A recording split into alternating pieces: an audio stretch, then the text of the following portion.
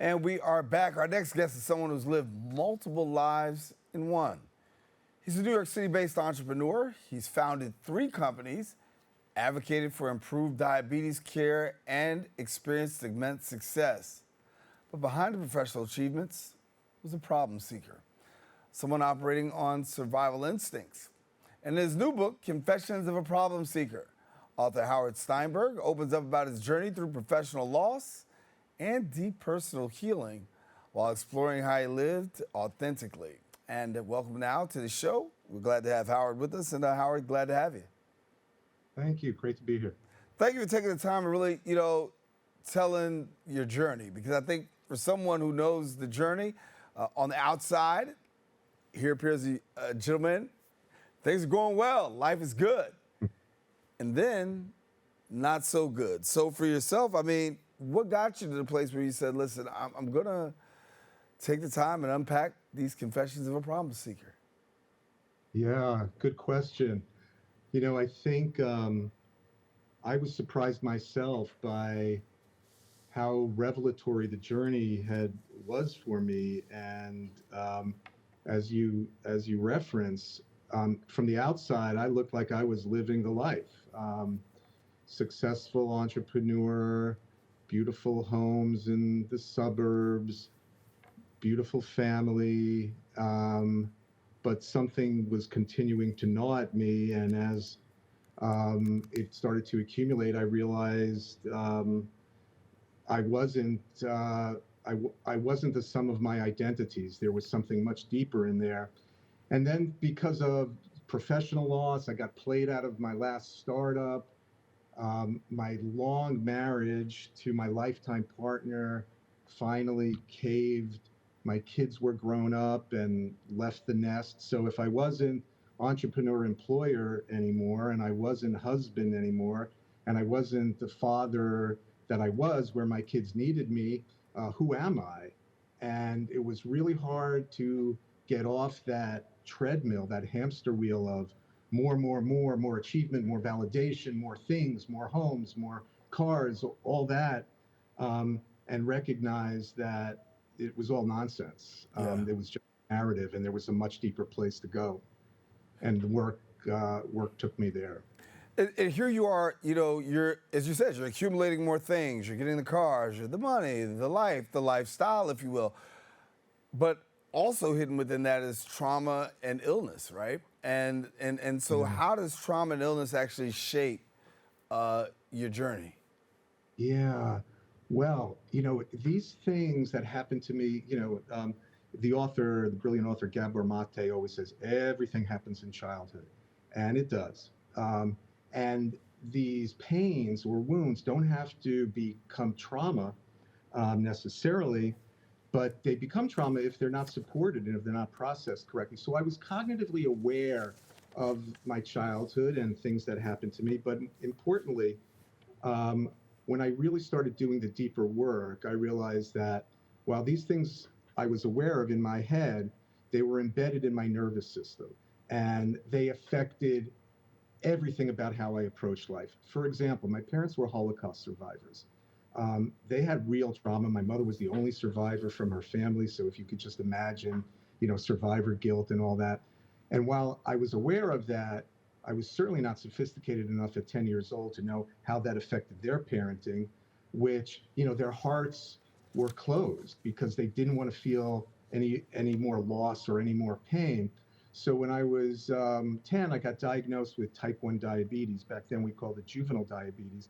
And it wasn't as well understood, considered more serious. And it is, a very serious condition. And my parents were unable to support me emotionally. They took care of my biological needs, but they weren't there to help me process the fear. I was really alone for that.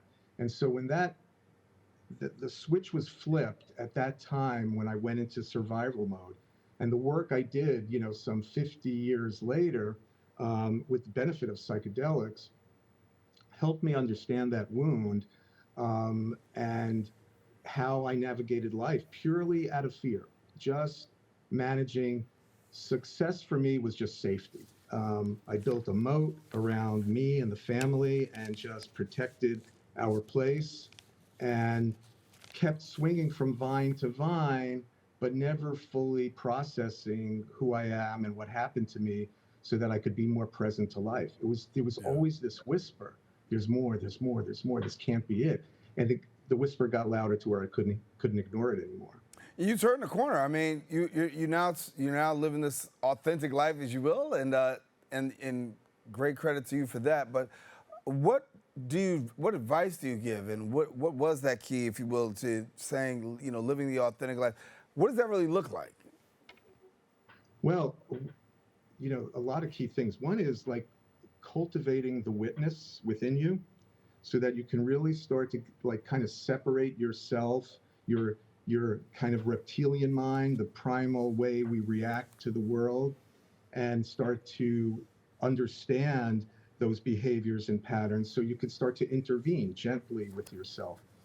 And, for me, there were certain modalities that I continue with and always learning more, whether it's I finally learned to meditate, which is always hard for someone that has this kind of thinky brain, and kind of slow things down and not reacting so defensively to the world.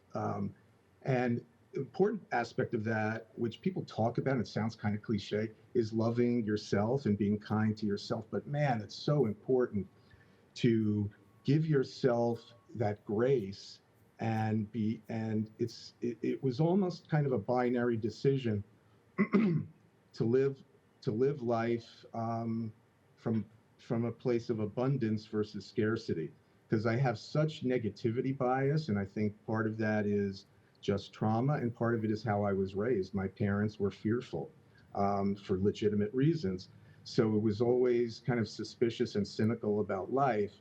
And then I had to kind of relearn basic ways of reacting to the world, not reacting, but responding, slowing it down so that you can respond from heart, not head.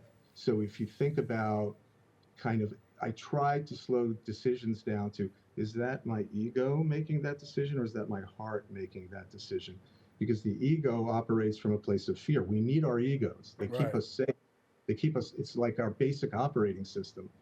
But the heart is where the love is and where the peace is and where the joy is. And if we can tune in more keenly to that, there's so much benefit to how rich life can be.